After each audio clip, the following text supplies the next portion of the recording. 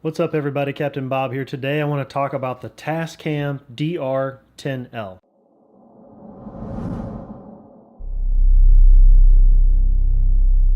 So I've decided to take on something that I've never done before. I was thinking about how I had never done a wedding film for anyone before. So I put out there sort of a call to everyone that I knew and I said, hey, I've never done a wedding film, but I'd love to shoot one. I'm willing to do it for free just to have the experience. I got a hit, of course, so I have a wedding coming up September the 22nd. One of the challenges when doing weddings is how do you mic up the groom, the officiant, all those kinds of people. And you can certainly use wired lavs, which are a real hassle. You can use wireless lavs, which can sometimes be subjected to interference. And one of the things that I'm doing is I'll be shooting this mostly alone. So I won't have an opportunity to monitor wireless lavs to make sure there's no interference and so forth. So I've made a decision to use these Tascam DRs to kind of accomplish that. So let me show you what comes in the box.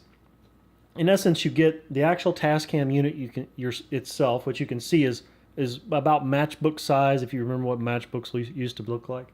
They're small, lightweight, easy to kind of set up and go with. It comes with a lav clip. It comes with the lav mic, which looks like this. Also has a 1/8 inch connector, but it has a screw-on type lock to keep it from accidentally pulling out, which is very nice. It comes with a little tip that goes on the lav itself, a USB to micro USB connector, a metal clip that goes on the back of the Tascam box to keep it kind of secure in a pocket or whatever. You get this nice little leather or fake leather pouch to put everything in and keep all your stuff in, and then of course it comes with a booklet, which is not bad. It actually tells you some of the details of how it works. So let's assemble this and show you how it works. So basically this works on a AAA style battery. You can see here, one single AAA. You can use alkaline, you can use nickel cadmium rechargeable or lithium ion rechargeable. There is a menu item that you need to select to tell it what kind of battery is in there, and I guess that helps it approximate the time and all of those things. So it's just a simple fact of putting a battery in there, snapping it closed. The metal wire on the side, each of these sides are two holes that those go in. So you just put it in there, and then you've got a nice metal clip that keeps it in the pocket, on the belt, whatever it is. This is the microphone end of the lavalier. With the clip, there's this nice little spring. You just spring it out, put the lavalier in there, kind of adjusting it where you need it.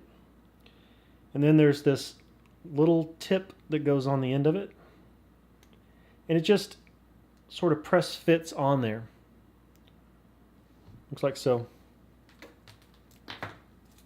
As I said, the other end is an 1/8 inch connector with a locking screw. So it just goes in there and locks down. So it does not come with a micro SD, but you can order packages where it does come with that. But this one did not. I do have a 2 gigabyte micro SD card that I'm going to place in here. It just goes in the side, presses in, then there's a nice little cover that goes over it to hold it in place. So let's talk about the menu items just a minute, because there are some interesting things. The power switch is on the side, so in essence you just press and hold down and then release and it comes on. There is a nice little display here, but it's very small, so it can be hard to read a little bit, but not terrible. So it'll initially say no file. As you go through the menu items, there's mic gain. So you can set your mic gain to medium, medium low, somewhere in there, I would say. The next item is low cut. So you can turn on a low cut pass to kind of help with your audio. There is a limiter as well. So if the audio starts to peak, it'll keep the audio from blowing out, the limiter will. So you can turn that on. Auto level, you can turn on. Bit length, I'm going to use 24-bit. File type, you can say mono or poly. Mono is one channel. Poly will record the same thing to both channels, which will be what I'll do, poly. Dual record. So in essence, dual record records two tracks, one at your normal level and then one at a reduced level in case you get into a situation where it's just too loud, there's just too much noise, you can always choose the track that has lower audio amount. It's a nice option to have. If you ever had audio get blown out, you can always go to that other track and then pump up the volume just a little bit, get a little bit cleaner. Warning beeps, I'm going to turn those off. Power save, so if nothing's recording, you don't touch anything, it'll turn itself off to keep you from running the battery down. Name type, you can dictate what you want the file name to structure to be like. You can format the SD card, and then there's some other battery type. You can set, as I said, alkaline, nickel metal hydride, lithium, etc. So I'm just going to hook this thing on my shirt. So you'll just be on the main screen where it says no file. On the side is this little button. You just push this up and let go, and it'll start to record. It'll give you the file name that'll go scrolling across the screen, and then it'll give you a time indicator to show you how long it's been recording. That's how you kind of know it's started. In essence, someone really would have to work to turn this off by accident. So what you're hearing right now is the audio from it. Hopefully it sounds good, I don't know. But what I like about this is not having to worry about it. You can pop it in there and go. It says that an 8 gigabyte card will hold about 6 to 7 hours worth of audio, dual recording in poly.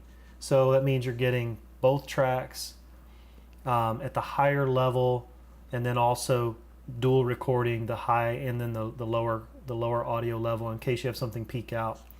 This is nice because you don't have to worry about interference. You don't have to worry about having anything wired other than this lav to this little box. It's very lightweight and small. It says about 8 hours out of a battery or so. That's more than enough to do most anything that anybody wants to do. You can use this for presentations and then sync up the audio to your video later. You could use it for podcasts.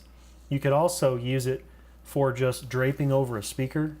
Hang the lav in front of a speaker and it'll pick up that audio, give you kind of a backup source just in case you're plugged into the soundboard at the wedding and someone happens to turn off your input for whatever reason, or something just doesn't happen.